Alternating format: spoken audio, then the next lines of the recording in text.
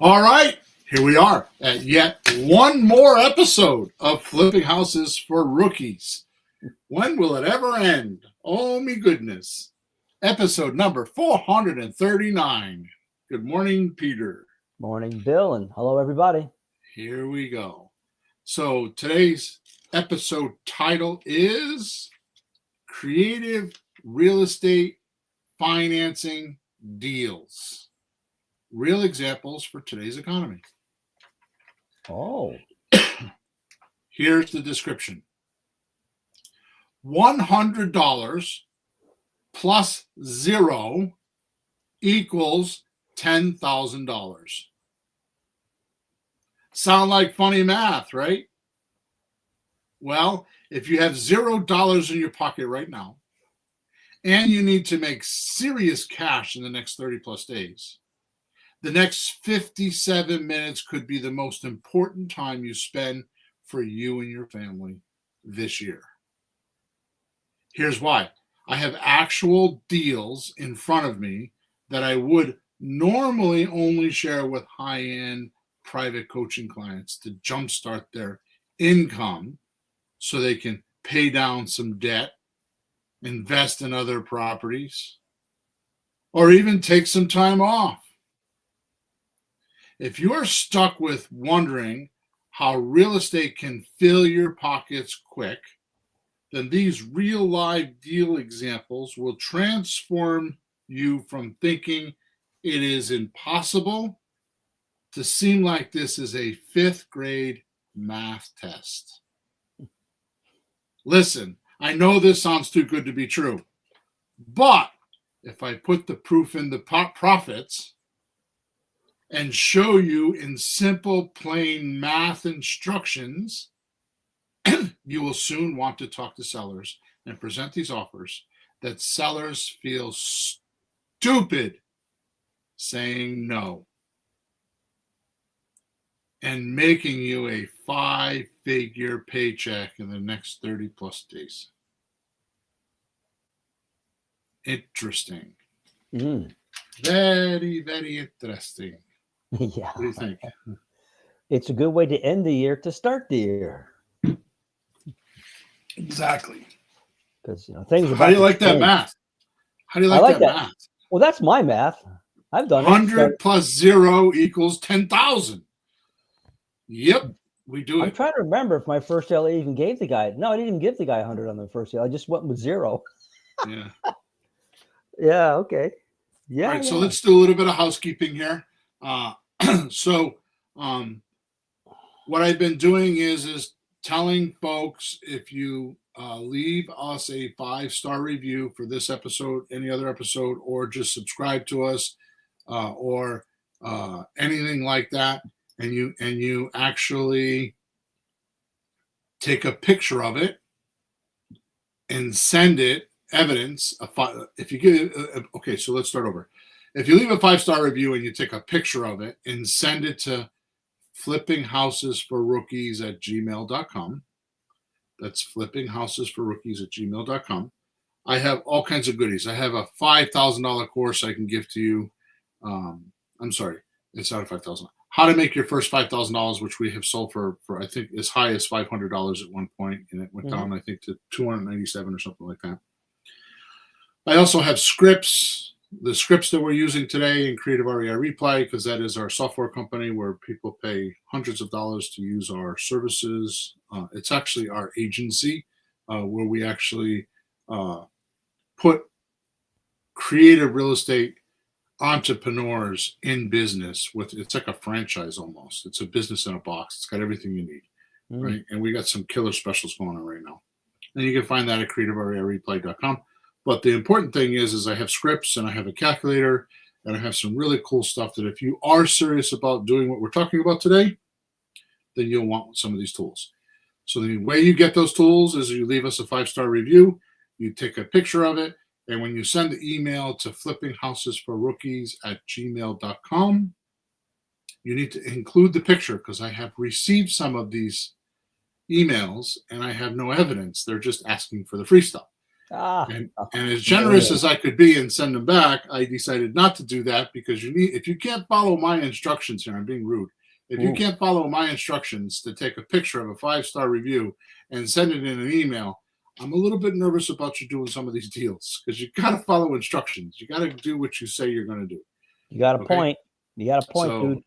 So, anyways, that's it. So make sure you like us wherever you're watching us or listening to us. Make sure you subscribe to us wherever you're watching or listening to us. If you want to go to either YouTube, you can go to Flipping Houses for Rookies, or you can go to Creative REI Reply. You can go to Facebook for Flipping Houses for Rookies and LinkedIn. We actually record this video we live stream this episode when we record it on those 3 platforms. Thursday mornings, 9:30 a.m. Eastern Standard Time. All right, enough of that crap. Okay, Pete, this is it. Here it comes. This is it. True gold with a weird but profitable calculator. Oh, okay. $100 plus 0 equals 10,000. Mm-hmm. In fact, you may think we have gone to the North Pole and commandeered some of Santa's magic dust today. Because it is the day after Christmas, right? Oh, yeah. But I assure you, it really isn't magic. It is really revolutionizing your 5th grade math skills. You're just using 5th grade math skills that you might have forgot about because it might have been a little bit of time since you've been in 5th grade. Maybe. For some of us, multiple, like a handful of decades. Yeah, but if you learned it, and for others, Peter, you need 2 hands worth of decades. Hey there. Picking up Peter's age. Yeah, but the difference with Peter is Peter remembers his education. I asked some of my younger students little simple questions. And, oh, that was 5 years ago, dude. If you learned it, you learned it. You keep it. How far is it to the sun? What's 3% of $10,000? Come on, folks. It's not that hard. All right, so we're going to take your 5th grade math skills and we're going to put them in correct order or a different way to look at numbers so you like them. Now, I've got 3 children and I've raised a couple on my own. I've raised a couple before I met my first wife. I lived with a girl that had some children. And one thing that I can say with my little observation here is almost all children get to about 4th or 5th grade and they bomb out in math. As soon as you get past plus, minus, division is okay usually. As soon as you get past that, we all get D's and F's. It is common to say, I don't like math. It is common to say, I'm not good with math. So if you're doing that to yourself, you should go back to a few of the other episodes where I was talking about what you tell yourself and what you think of yourself, and you should fix that first. Because here's the truth. Simplicity beats everything. Oh, yeah. Keep it simple. Keep it simple. Keep it simple. The thing with creative financing is not the math, because it's just plus and minus. It's where we put the numbers when. That's what makes a difference. It's not the math. It's just knowing where to put the numbers when. And that's what we're going to do today with live deals, right? Even if you have a 68-year stint of being a doctor or a lawyer, right? Oh, wait a minute. I skipped something here. Yeah, I skipped the whole sentence here. Sorry. Go back. I gave you the punchline of the joke. And I promise you did not and cannot learn any of this math in school, even if you did a 60-year stint as a doctor or a lawyer or anything like that, right? I have nieces and nephews that are very. My daughter is working on her PhD in English, and I can't seem to get her to do some of this math. It's incredible. She's a smart girl, but nah. She says, "Dad, math's not my thing." I'm like, bullshit. Yeah, but it's worse than that. My wife is a bookkeeper. She does math all day long. But you go over some of the numbers, and somebody of that will go, "No, you can't do that. Yes, you Nobody can. would do that. How do you do that?" No, they don't believe it, even when you can do it at first, right? This is true. We've That, done you it for know? many of audiences Oh yeah, and the first thing they live. look at like, "No, you can't do that." Like, do it all the time. Yep. Go ahead, Mr. Hawthorne. Go ahead, enlighten us. And guess what? Done the way I show you today will make more than your average doctor or lawyer. I actually had a course one time, how to make more money than your doctor and lawyer. And then I changed the name of the course, how to make more money than your doctor and lawyer put together. Oh man. I know this because every time my attorney hands me a check, because here in Connecticut we're a judicial state, so we use attorneys to close. Yep. He says, "Oh man, Bill, I got to learn how you do this." He And does. you know, Peter, because you've heard him say that. Oh yeah, he does. He looks at the check and he goes like, he looks at his check, he looks at our check. Yeah. And don't worry, these deals I'm going to talk about today, my attorney or closing agent never sees them. Actually, the deals I'm going to talk about today don't even have to go to closing. They don't have to go to an attorney or a closing agent. Mm-hmm. It could be done at the kitchen table with your seller, with your buyer, under the radar. Mm. Nobody has to know except the ones paying. Well, when you do a rental agreement or a lease, you have to have a lawyer sign that. Exactly. So it's done. Something There is you done. go. There you Listen go. to Bill. But realize this first, the legal disclosure. The deals I'm about to go over with you in this episode are case studies. They're actually real life deals, but have been done in the past. And although these numbers and profits are extremely typical, I know because I'm in 3 coaching groups a week and I hear them all the time. I do them all the time. I cannot guarantee your future performance, success, and success depends on really various factors, including market conditions, your skill, available resources, and your time and intention of implementation.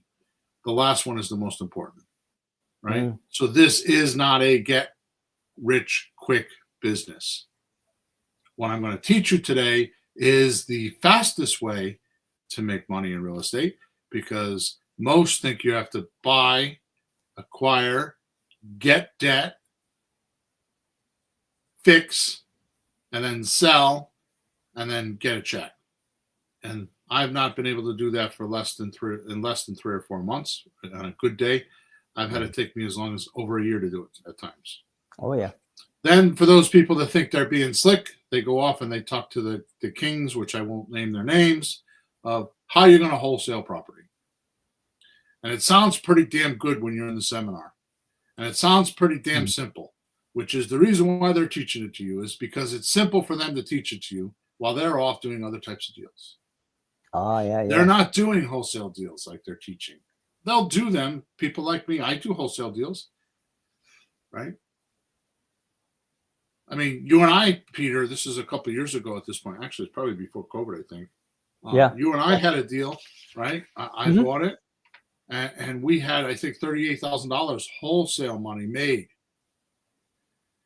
And I said to you, well, you know what? I'm going to call my contractor I haven't talked to in a couple of years. If he says, yes, I can do the job, then we'll renovate it, fix it, and flip it, because I don't want the aggravation. If not, we'll just sell it to the wholesaler. He said yes, and we ended up making $93,000. That's My right. point is when you buy deals the way we're going to talk about today. I don't know if we're going to get to some of those deals. I'm going to keep it easy today. Maybe we'll do another one next week.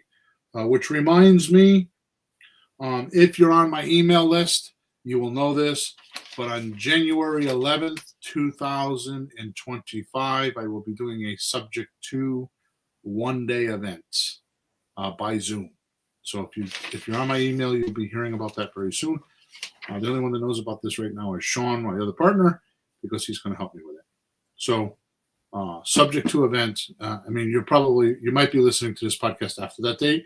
If that's the case, I will be recording it, and you could buy the recording if you send the support ticket to flippinghousesforrookies@gmail.com. It will be a lot more money than when you come live, though. I promise. You'll be almost 5 times the amount of money. So, anyways, I just want to tell everybody today, Peter, that this is not financial advice. It is to be understood that we're just doing this for educational purposes based on real experiences that myself or coaching clients have had.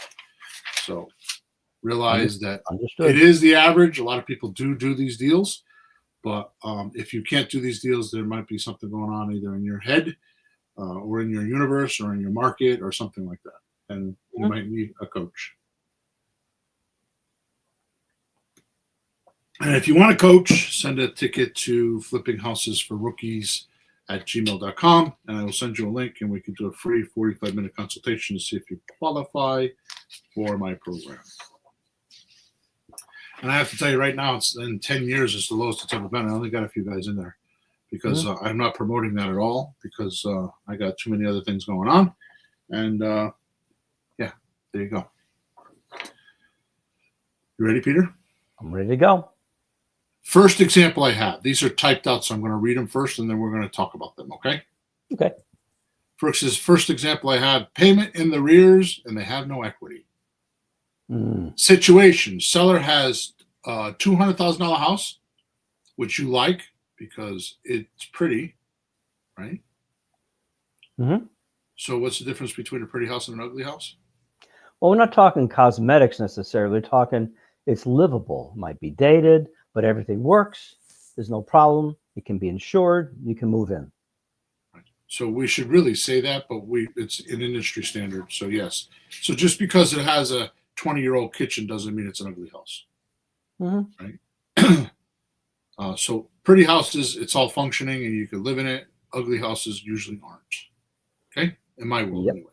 Yeah, that works. So seller has a $200,000 house that you like because it's pretty, but you discover the house has no equity or it's over leveraged. And there are 2 payments behind the mortgage company. So there are 2 payments behind. Let me see here. The payments are $1,410 a month. Right? Yeah. So the loan balance is $210 plus the 2 payments. Plus the 2 payments. And the house is $200,000. So now we're at. It's comping at $200,000. So let's say 1410 times 2 is 2820 plus 10,000. So they owe $12,820 more than what it's worth. Yeah. So other than the old round file to my left over here, aka the garbage pail, what do you do with this deal? Yeah. Well, it's not really worth $200,000 because if it was $200,000 and you sold it, you don't get $200,000. It's worse than that. You got to spend $30,000 just to sell it. So now we're really behind the 8 ball. So you pass this one up and you look for a better deal, right? Yeah. So what Peter's talking about is the closing cost runs anywhere from, I say, if on a FSBO it's 10%, with a realtor it'd be 15%. Yeah. So what he's saying is 10% of 200,000 would be 20 grand. So you're really only getting 180. Yeah. So it's at this point it's $32,820 upside down. Yep. Right? Because if they sell it, they're going to get 180 in cash. If they do a good job. Yeah. Right. But if they don't, it could be worse. It could be they only get 175. Yeah. Right. So how does this work? I'm asking you. I know how to do it. Okay. I know how to do it. Well, I just thought of a good way to explain it. A house is an asset, can be an asset or a liability. Right now, if you sold the house, it'd be a liability because you'd lose money. But a house is an asset when you keep it and you turn it into a piggy bank and you have it make you money. And in the long run, it evens out. But you're keeping it. So let's back up with those words, because what is Mr. Kiyosaki? It's Robert, right? Yes, it is. I got it right today. Robert Kiyosaki. What does he say in Cash Flow Quadrant? He says assets bring you money. Yeah. Liabilities take away your money. Yep. So even though you need to live in your house, and this is the biggest confusion that I had for a very long time, is even though you live in your house and you think you are getting equity in your house and you think that's an asset, it's not. It's really a liability for you. It's the bank's asset because they own the loan. Yeah. They have the debt, they have the encumbrance on the house, so they could take it from you anytime they want. Yeah, but worse than that to me is, so you have a $2,000 payment, right? So you pay $2,000 to get maybe $500 of equity. So that's not a great deal. You spend $2,000 to get 500. Not a great deal at that point.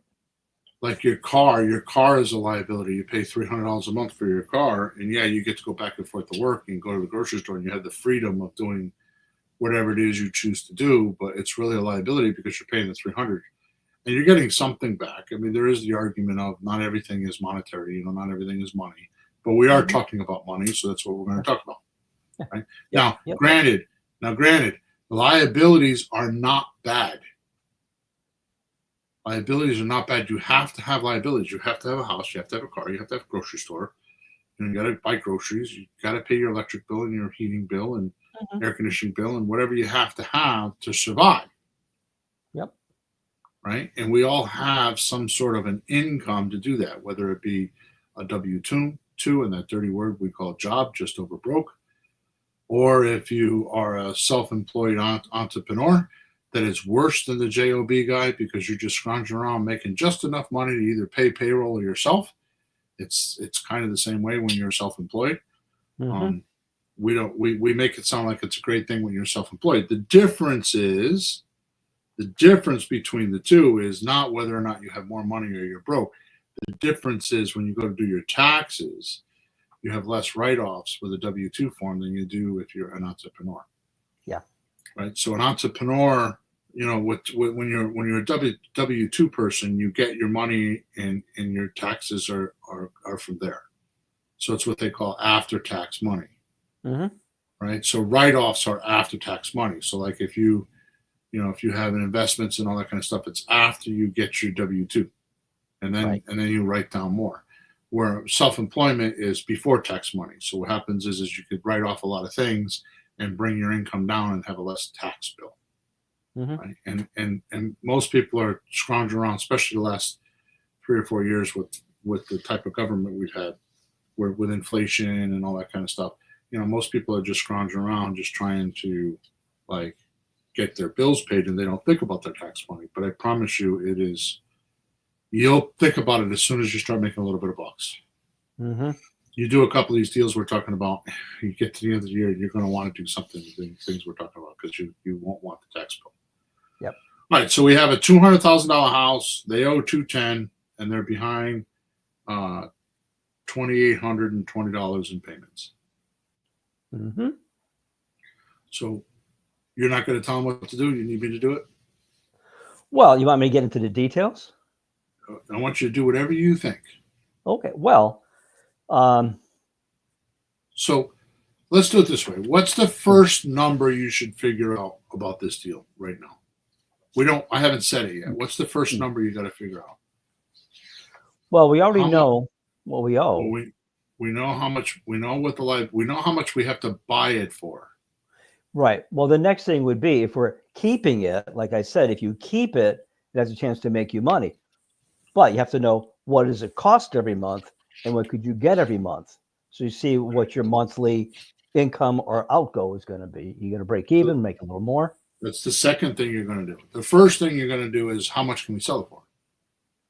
You got to know that. So whether you keep it or hold it, whether you hold it or flip it or whatever you got to do, you got to know, because this is the reason why I'm doing this today. This is not an accident that I'm doing this today, because I've been giving you guys multiple podcasts, and I keep preaching that the buyer's the one that's going to pay you the money.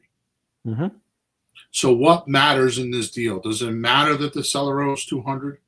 Does it matter that the seller is $1,410 behind in payments? Does that matter really at all? Not compared to what it's going to sell for. You're right. Because who's going to pay the $1,428? I'm sorry, the $2,800 and whatever it is, $2,820. Who's going to pay that? Hopefully not behind us. payments. So we'll get a buyer, get some money, and pay that down, pay it off. We start even. So who's going to pay? Who's going to pay for that is the buyer. Mm-hmm. So we're not getting there yet, but we're looking at what would the buyer pay for. Yeah. So when we look at what would the buyer pay for, it brings us right into, and I hope you guys are seeing how simple this is. Mm-hmm. We're walking right into money now, money monthly, money later. Sure. So let's say the buyer would give us, so it's feasible, because the one thing that I get all the time is, how much can you mark up a property? Okay. So there's two rules of two schools of thought. That's what I'm trying to say. Yeah. Here. Yeah. If your seller is willing to let you do terms, monthly payments, you could take the price and add 5 to 10%. I wouldn't go more than 10%. And on some $800,000 houses, I wouldn't go that much. Yeah. Unless you're below market value, right? But you can go 5 to 10% above market value. Anything below $500,000 or $600,000, you usually get away with. But on a $200,000 house, we can definitely do this. Sure. So, because now think about this. Where this seller has two choices with this property. Mm-hmm. They can walk away and foreclose, or sell to somebody like us that can see the numbers correctly, or they could, I guess they could rent if they wanted to. They could keep it. Yeah, well, we run into people do that. I couldn't do this, I couldn't do that, so you just kept it, and they didn't want to, but they hung on to it. It's what we call an accidental landlord. But here's my point: is so two schools of thought. So if they're willing to do terms, and we don't like to do less than 3 years, 36 months. It used to be 2 years, but now it's 3 years. Or we can pay cash. If we pay cash, then we have to have a 5% discount minimum. Yeah. In this house, we can't do that. So when we're selling for a 5% discount, I usually like to take that. So like in this case, it's a $200,000 house, 5% would be 10 grand. Right? It's not really worth it for us to do an option deal on this, because for a $200,000 house, what are you gonna do? Put it on the market for $195 and make $5,000, so you're $5,000 below market value? You're not gonna attract a lot of people, a lot of buyers, because you're only $5,000 below market value. There's not much money to be made there. Now on a $400,000 house, you could do that, because on a $400,000, which by the way, in America, the average price of a house is $419 right now, right? Yeah. So on a $400,000 house, if you got a discount for an option agreement of 5%, that's 20 grand, and then you can turn around and put 5 grand on top of it. And you can sell it for 385 and all that kind of stuff, right? But this house doesn't offer us that. Nope. So the data that we have right now, let me just summarize it, because I'm kind of talking in circles, is it's worth 200. They owe 210 plus $2,820 in past payments. Right? Yeah. The only choices they have right now is to sell to somebody like you for a 3-year payment, right? Or walk away and let it foreclose, or become the landlord themselves and not know how to do any of this. Yeah. Right? Accidental landlord. Mm-hmm. Okay. So our offer is going to be to them the $200,000, and we'll make the payment. Yep. So what we're going to do is we're going to look at what will the buyer going to pay. Now pay attention to this, because we're going to sell this property on a lease with an option to purchase. So we're looking at money now, money monthly, money later. The only way to do this deal, as far as I'm concerned, is money now, because you don't want to stay in the deal. So there is no money later. I mean, no money monthly, no money later. It's just money now. And the way we're going to sell this deal is we're going to market it for 220 grand and 10 grand down, because they owe 210, right? So we're going to sell for 220, get 10 grand down, right? Yep. And then they still owe the seller 210. Okay. Now, here's what happens. You're signing an option agreement, which means you have the right to purchase, but not the obligation.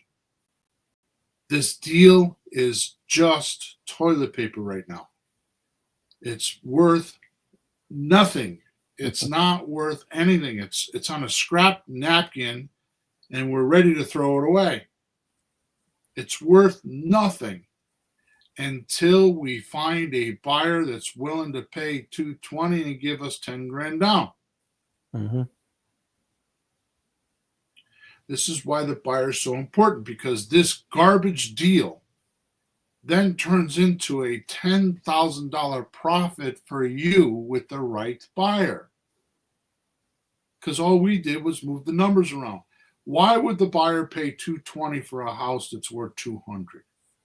My exact thought. Yeah. Well, exactly. Go ahead, Peter. You say. Well, the first, literally the first 5 times you said that at the first workshops you did, me and the audience are looking at each other like, who's stupid enough to pay that?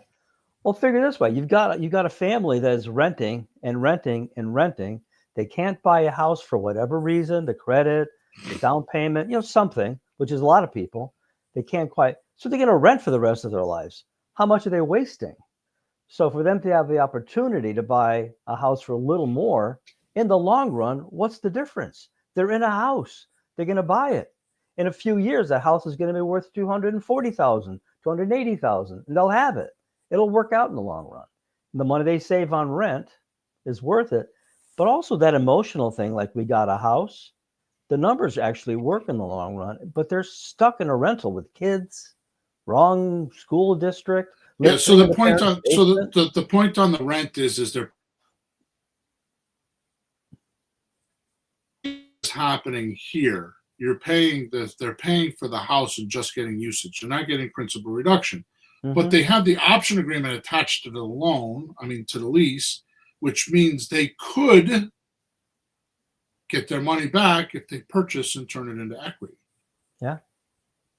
Or profit. Yep. Right? So the easier way to explain what Peter just said is, if you bought my computer today for me, if you bought your computer for me today for $1,000, it gave me $1,000 in cash, you paid $1,000 for the computer, no magic. But if you paid $1,000 for my computer today, you swiped your credit card and paid for it over 24 months, you're paying more than $1,000 for that computer. Mm-hmm. Now, that's the American way. I didn't make that up. I'm just following the rules. That's how this person's going to be. I'm going to tell you, I have sold hundreds and hundreds of properties myself personally, nose to nose, toe to toe. I've done the documents, I've done the deals, I've deposited the money, I've done all of it. Mm-hmm. Okay. Almost always, 99.9% of the time, they ask the price of the house way into the deal. How much is this house? They only want to know how much is the down payment and how much are the monthly payments. Mm-hmm. And that's how it is. Now, Peter's scenario was pretty nice. They're renting this and that, right? Now, let's take a divorced couple where the divorce wasn't so good. Mm-hmm. And now you got one of the two spouses, the girl or the guy of that marriage, is now living in the mother's basement, and they don't want to be under the mother's regime, or they're in a bad school system, or they're trying to keep them in the same school system they were in, so they're driving 45 minutes a day every morning, 45 minutes, every afternoon, 45 minutes to keep them in the school where they used to go to. All right. There's so many scenarios that you can't even fathom them. You can't even write a book on this because there's so many of them. Mm-hmm. So many scenarios of why someone will want to move. 80% of the population looking for a property do not qualify for a mortgage, especially now. Right? You go from a 15-year 3% to 5% interest stint to now it's 6 and 7%. It's like the payments are just way crazy. I'm having trouble with this with my rents. I got 2 people that are in properties that I have problems with, that I'm actually going to sell the properties because I don't want to deal with it anymore, because I got a tenant on a first floor on a 3-bedroom apartment paying $11.25, giving me big balls about paying the rent because he wants some repairs done, and I have an insurance problem, right? And now he hasn't paid his rent this month. And so normally I would chase him. Nope. I'm going to go through one of my folders here. I have an eviction. Where's he going to go to get 3 bedrooms for $1,125? The people upstairs have a 4-bedroom. They're paying $1,600 or $1,700 upstairs. Yeah. He can't. And I have another one that they blew the furnace up on me. They literally put a match in there and blew up the furnace. And I have a $16,000 furnace I got to put in there, right? And they're bitching at me, right? Well, their rent is $1,025 for a 2-bedroom apartment that I just recently put about $16,000 or $17,000 into it, so it's nice. Where are they going to go? They have no place to go. They're going to a hotel room, paying $200 a night for a hotel room. How are they going to live for $1,025? Well, the mortgages are the same way. Where do you find a $1,200 mortgage anymore? You don't. Mm-hmm. It's impossible. Not with 6 and 7% interest rates. That's if you got good credit. If you got bad credit, forget about it. Yeah, 6 and 7 doesn't sound like big numbers, but years ago you could buy a house for $100,000. Now it's $400,000. It makes a big difference when the nut that you're starting out with is that big. Every 1% is like a lot. All right, so now let's run through this deal and then move on to the next one. Sure. Okay? Sure. So the house is worth $200,000. The seller is asking and owes $210,000. Mm-hmm. And they're 2 payments behind of $1,410 per payment, so they're $2,820 behind. Mm-hmm. So they're $12,420 over market value. We're going to sign an option agreement with them. We're going to go put it on the market for 90 days. And we're going to look for, and you're going to sell it much more than 90 days, but within the next 30 days, if the house is livable and it's pretty and all that kind of stuff, you're going to find a buyer to pay $220,000, give you $10,000 for a down payment. Now, on an option agreement, that's called a non-refundable option consideration deposit. Okay, you're going to give your seller $100 for that option. Your buyer is going to buy that option from you. You're going to assign it to your buyer, and they're going to pay $10,000. So you bought an option for $100. You sold it for $10,000. You didn't buy and sell a house. You bought and sold the options of the property. The right to buy it, but not the obligation. All you did was buy the rights. This is like buying oil rights or buying gold rights or buying mineral rights, right? And then you sell them to somebody else for more money. That's all you're doing. So it's just money now. The $10,000 is the non-refundable deposit. Out of that, you're going to pay the $2,820 for the past payments. And you're going to profit $7,180 for doing what? For talking to a seller, talking to a buyer, and matchmaking. Oh, yeah, by the way, how many garbage pails are full? How many garbage pails are full with deals like this?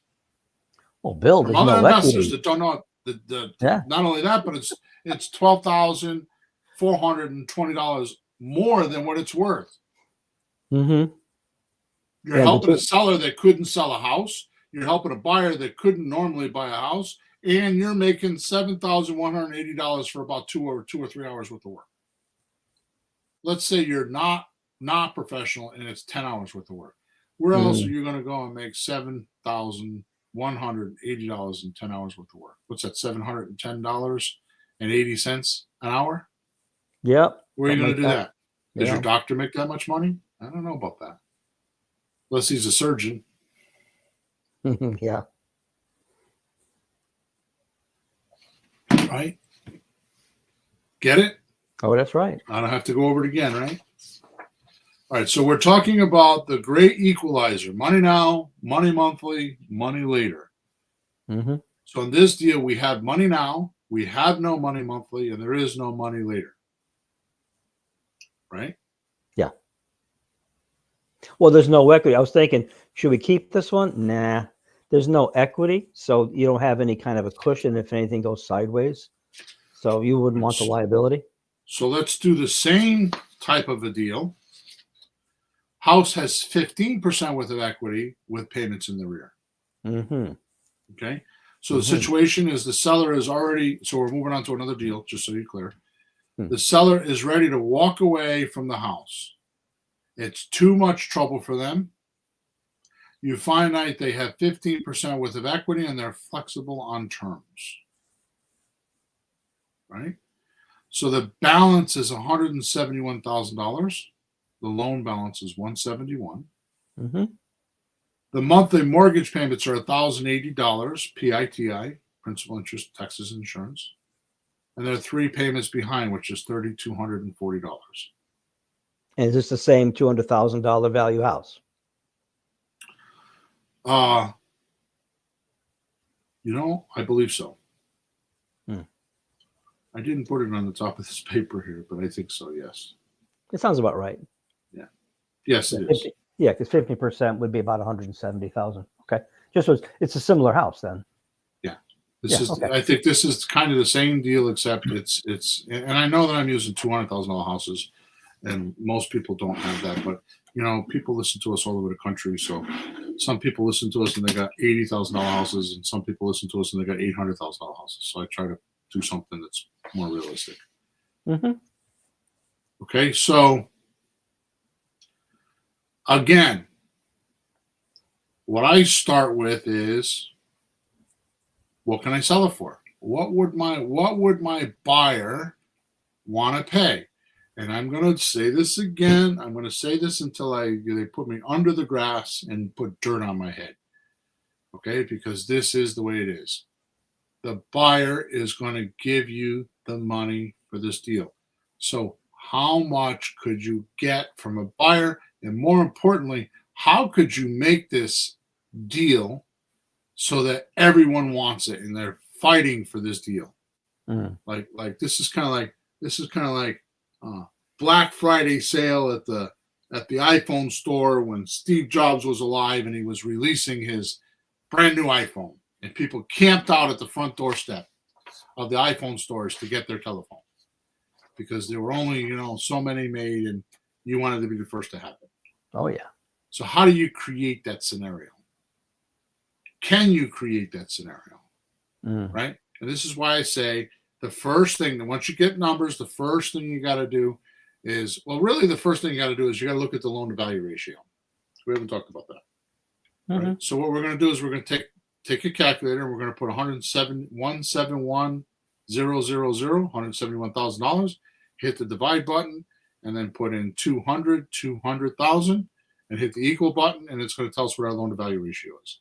In this particular case, it's going to be 15% worth of equity, or 85% loan to value ratio. Right? And you round it up or round it down. Right? The reason why we do that is because then you could take a look at my system and you could say, which one of the deals can I offer? Is this a slot deal with 0% worth of equity? Is this an option deal with 5 to 10% worth of equity? Is this a rent to own, which we're going to talk about here in a minute, where we stay in the deal? It's just like a slot deal, but we stay in it. It's 15% worth of equity. Or is it subject to with 20% worth of equity? Or is it retail fix and flip? Yeah. 70%, wholesale at 60%, and free and clear at 0% worth of loan to value ratio. Right? So we're looking at that so we know where to start making our offers. Right? And if you leave us a 5-star review, take a picture of it and email. You got to take a picture of the review. I'm not even gonna go, and never mind. I'm not even gonna check and see if it's, I want to know where you put it so I can make sure it's not fake. So I shouldn't say that. So leave us a 5-star review at flippinghousesforrookies.com. I'm sorry.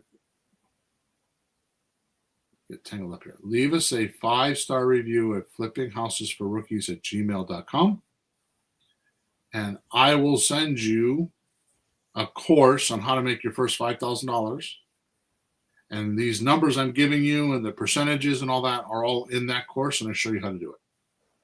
Okay? So if I'm kind of talking over your head right now, don't worry. This is kind of what happens, right? So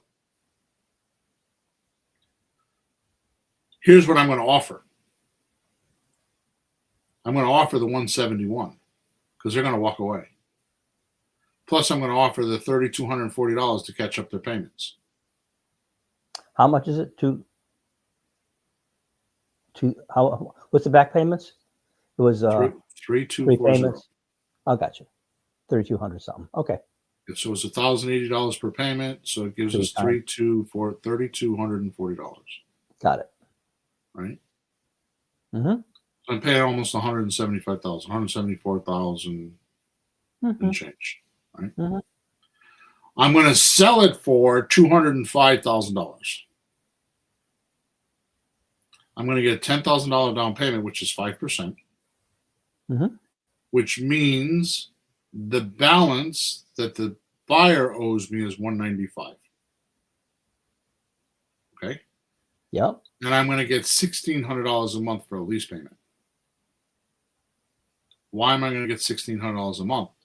Because if you use a mortgage calculator at 7% right now, $1,600 is what their mortgage payment would be. With the taxes, insurance, principal, and interest, it's going to be $1,600. You don't want them paying less than the mortgage amount. Suppose you would have put them in there for $1,300 a month, and then it comes time for them at the end of their lease term to go get a mortgage, and the mortgage is going to be $300 or $400 a month higher than what they're used to been paying for the last 3 years. It's not going to motivate them to go get them to get a mortgage. So you want to be higher or equal to your mortgage payment when they're going to cash you out. I like it to be higher. I always add money. So $1,600, I probably would do the mortgage, and I probably would add $150 or $200 and tell them the big fat landlord's going to get an extra. You're going to save a few $100 just by not having me as a middleman. Sure. So go get a mortgage, right? Well, anybody renting a property is not renting it for cost. Right. Breaking even, they're going to always have to add $200, $300, $400, or else why bother doing it? The results go like this: you're going to get $10,000 for a down payment, right? And you're going to have to pay the $3,240, so that means you're going to get $6,760 upfront. Okay. So sure. money now is $6,760. Money now. Okay. Then your money monthly is going to be $520 a month. If you did this for 24 months, not 36, 24 months, you're going to make $12,480. So your money monthly is $520 a month. For 24 months is $12,480. Your money later, which is when your buyer gets a mortgage and pays you off, is going to be $24,000. Because $24,000 comes from the $195. Because you sold for $205, got $10,000 down. They owe you $195, and you owe $171 from there. So that gives you $24,000. Right. So this total deal that you put up $100 for, you make $43,240 in 2 years. Now, give me a second here, Peter, because that's not what we would do these days. I'm being ultra conservative. Let me change my numbers here. Yeah, you can probably just double everything, right? With today's numbers. No. So what I'm going to do is instead of going the 520 for 24 months, I'm going to go 36 months, which is what we normally would do. So then we're going to have $6,760 for cash flow. We're going to have $18,720 from the rent payments for 3 years. So that's money monthly. And then we're going to have the money later as $24,000. So that puts us at $49,480.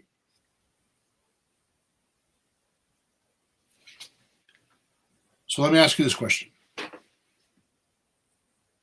If I get a little bit out of character here, I want you to reel me back in, because I got to tell you, this is like somebody just punched. I feel like I just got kicked in the nuts. I feel like that, and then when I went down, somebody punched me in the stomach and kicked my head. This is how I feel right now. Why? Why in God's green earth would somebody tell me that they can't make a seller phone call? What is so important in your life that you can't pick the phone up and talk to a person on Facebook that is renting a house and say, would you be willing to rent to me for a year or two and then sell it to me? And then do this exact deal with somebody and make $49,000 for a couple hours worth of work. What is in your life that is so freaking important that you can't make a phone call, that you can't talk to somebody, that you can't do this? Why? I don't get it. What is going on in your life? Are you that much of a disaster? Your roller coaster just lost its freaking wheels if you're doing that. This is insane. This is not what it's about. This is pure sanity you're telling yourself. Insanity, I mean. That you can't make a phone call to make $49,480. This deal is literally about 2 hours. If you tried. 5 or 6 hours if you didn't. What's going on in your life that you can't do this? What excuse are you telling yourself that you can't call because your feelings might get hurt? F your feelings. It's a $50,000 check.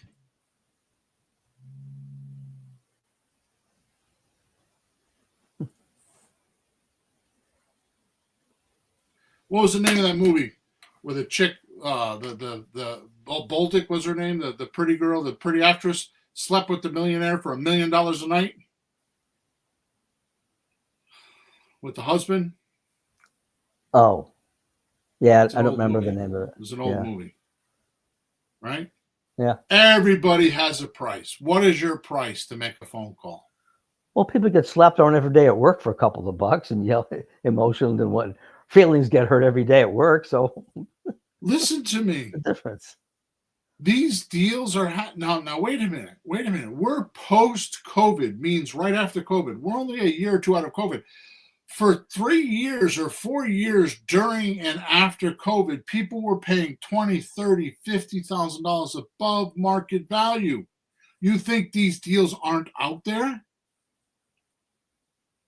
Come on. What's not out there is you. You're not out there trying to talk to people. You're not trying, and you want to bitch at me for charging you $997 a Creative REI replay for a 3-month trial, and I'm going to put these leads in your account every single day, and you want to say to me, man, that's too much money to invest in making $50,000. You're going to tell me if I put 6,000 leads into your account over the course of 3 months, you can't find one of these deals? Why? What's wrong? Tell me what's wrong. Either you're a wimp and you don't want to get on the phones, so you should pick another job and stop studying real estate because it ain't going to work that way. You're not going to have osmosis, and the money's going to go into your account one day because it floated in there. Or you're saying the wrong shit on the phone. One or the other. These are the other 2 reasons why you don't get $50,000 checks. There are no other reasons. There are none. This is a slam dunk deal. The 2 of them I just gave to you.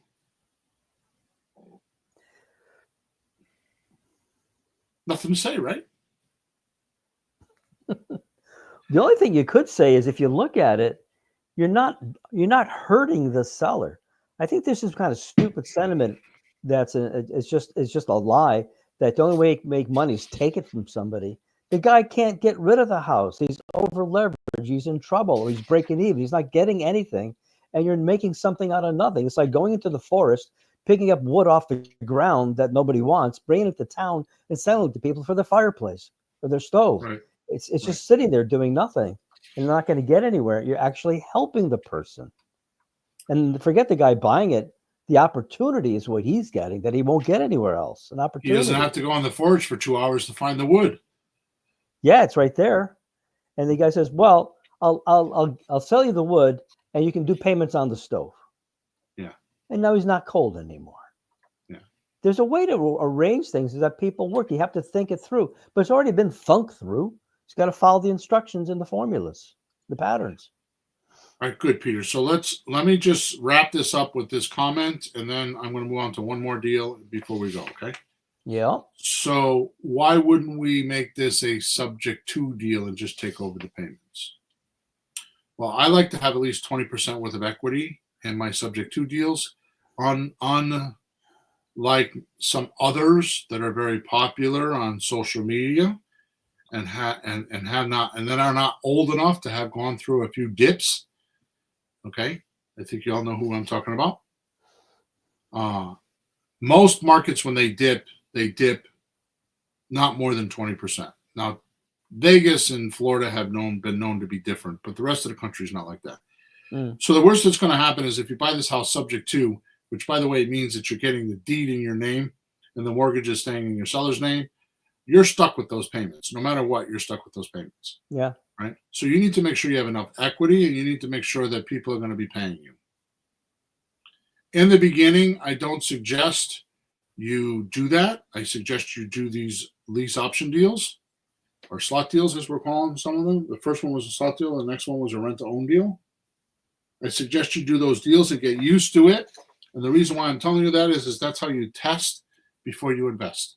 Now, if you tested an area and you're comfortable and you know what the buyer is willing to pay, maybe you buy this property and you sell it for $210 instead of $205.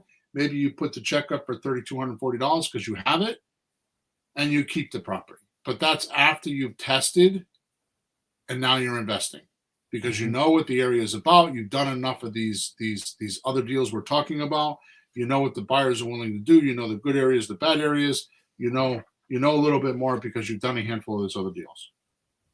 Okay. Next example. We're going to kind of buzz through this a little bit quicker. House is worth $200,000. The loan amount is $196,000. Seller's asking $210,000. The monthly payments are $1,410 PITI. There's 0 repairs, and the house, the payments are 2 behind. The seller has tried to sell the house with a realtor and couldn't get it done and feels stuck with the house. Seller doesn't have funds to close. Did you hear what I just said? The seller tried to sell with a realtor and couldn't because the realtor probably took too long to figure out that they don't have the money to pay the realtor. So they dropped them like a hot potato, and now they don't know what to do. Okay. So in this particular case, the seller has a $200,000 house, right? And it's kind of the same deal that we talked about before. They're behind on payments, $1,410. This is like the first deal we're talking about, right? Actually, I probably printed it twice. That's why it's like that, right? The point that I'm making here is that the realtor couldn't sell it.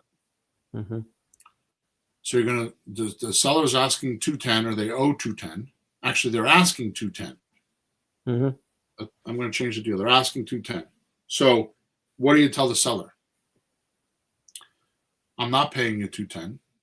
I'm going to take over your mortgage for $200,000 because they can't. What else are they going to do? Yeah.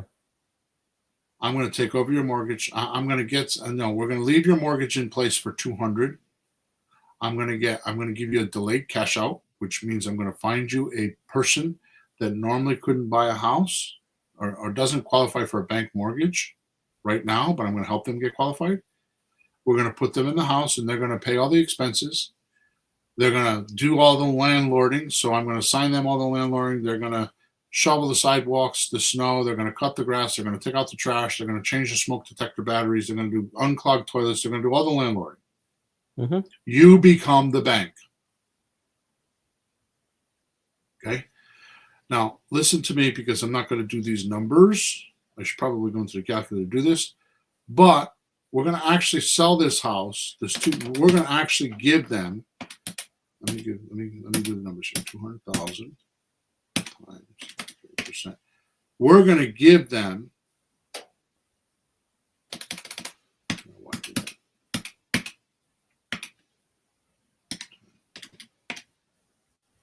we're going to give them $266,000 for this house.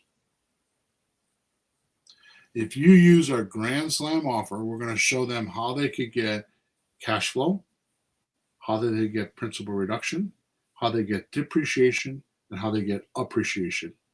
And over the course of 3 years, those four numbers will add up to $66,000. So they're not only going to get $200,000, they're going to get $266,000 on a house they couldn't sell with a realtor. What are you going to sound like when you're talking to them after the realtor just told them they can't sell the house?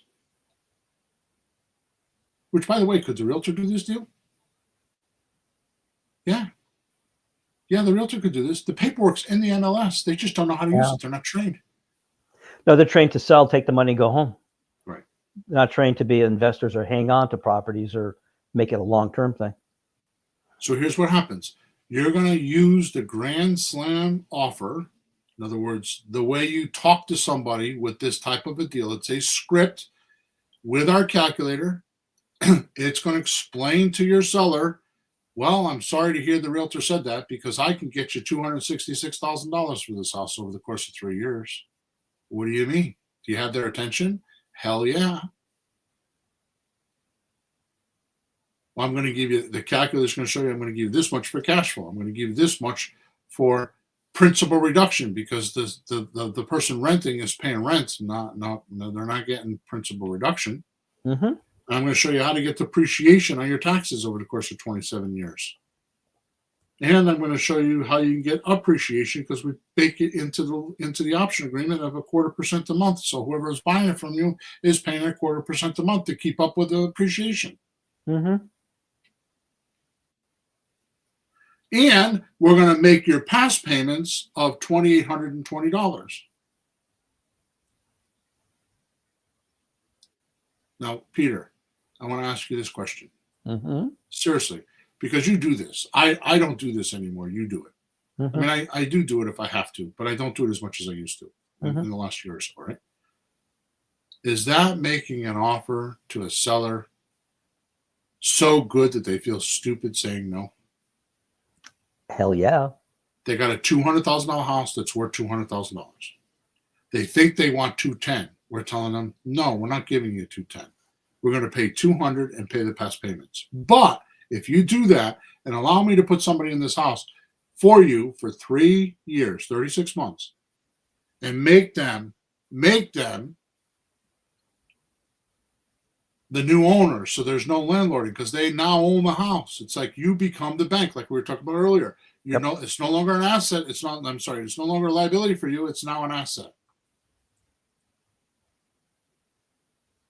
All you're doing is collecting money, Mr. Seller. This new buyer is going to pay for the grass to get cut. They're going to fix the laundry if it breaks. They're going to put batteries in the smoke detector. They're going to shovel snow. They're going to do everything because they own the house. At least they think they own the house. And they're going to pay everything. And because they're paying everything, and we've taken you from having a liability of $200,000 and losing $20,000 to I'm going to turn it into an asset for you, and I'm going to turn it into a profit for you of $66,000 over the next 3 years.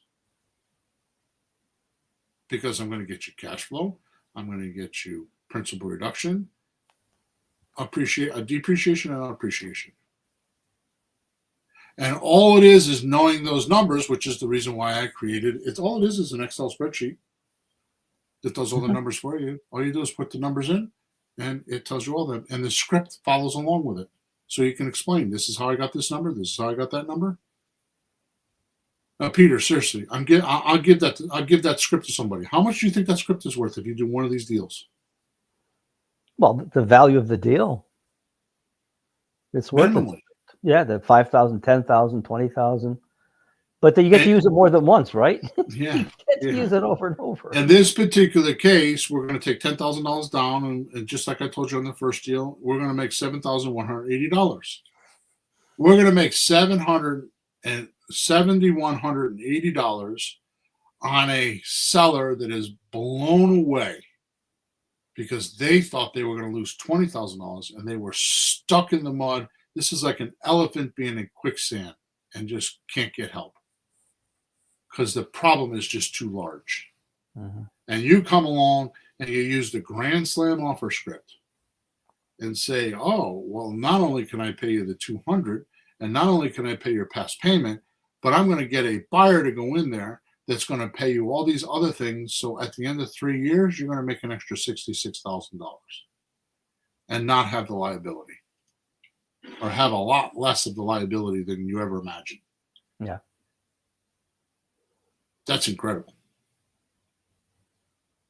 All it takes is for you to get on the telephone and find this person or text and find this person. I'm going to tell you the easiest place, other than Creative REI Reply, where we put leads in your account every day, for $997 for a 3-month period, I'm going to put 6,000 leads into your account over the course of the 3 months. And my AI robot's going to answer them leads when they text you back. So it's not even going to be, I mean, it's not the end all be all. You still should go in and check your leads, but it definitely helps a whole lot when the AI is kind of weeding them out for you while you're working, doing something else. It's incredible. And when you hear these numbers, I mean, imagine doing one of these a month. And this is a shit deal, actually. $7,180 is a crap deal, isn't it? Mm-hmm. That's $86,000 a year. How many phone calls and how much time do you have to spend on the phone to find these deals? Well, I'll tell you. I have people that have been doing this for 2 years and haven't done this deal. They're on the phones every week. And I have people that have been in my coaching group that have been with me for 2 years and never been on the phone. And I'm telling you, those are the only two reasons. A, you're not on the phones, and B, you're not using the script the right way or saying something wrong on the phone and you're not making deals. No other reason. End of story. It's outflow begets inflow. The more you outflow, the more you get inflow. The more people you call, the more people you dial, the more people that you attempt to reach. I put, in fact, I'm going to put this in my chat today. I saw a video that one of my friends sent me that was, I think, on Instagram. And the guy's like, you don't understand, when we get a lead, I think he said that we call them, text them, and email them something like, I don't know, 13 times in a 24-hour period to get their attention. Ooh. I might be wrong on 13. It was maybe it was 23 number. It was a lot of times. The first 24 hours, they like bang the crap out of them to get them to respond. And that's the way it is these days. So if you think making one phone call or 2 phone calls, or you got 20 minutes to make a phone call and you're in the real estate business, don't fool yourself. You're not in the business. All right. So, Peter, I don't know if we're going to do this again. What do you think? Should we do this again? Well, it's very realistic. You know, it's very concrete. We talk a lot of ideas and things, but the rubber got to hit the road eventually. So I think it's good to hit this for folks. We haven't talked about the deals in a while. So I like it. Okay, good. It's very real. Send me a support ticket at flippinghouses4rookies@gmail.com. If you want to hear more of these deals, if you think that you, if you can leave us leave us a 5-star review, I'll send you the script. I'll send you the calculator. I'll send you a course that's worth how to make your first $5,000. And that's a few $1,000s worth of stuff, believe it or not, that I'm going to give you for free for just leaving a 5-star review and send it to flippinghouses4rookies.com. With that said, don't forget to subscribe to us. Don't forget to like us wherever you're watching us or listening to us. And we have now concluded podcast number 439. Thank you for your support. And over to you. We'll talk to you at podcast number 440. Over and out.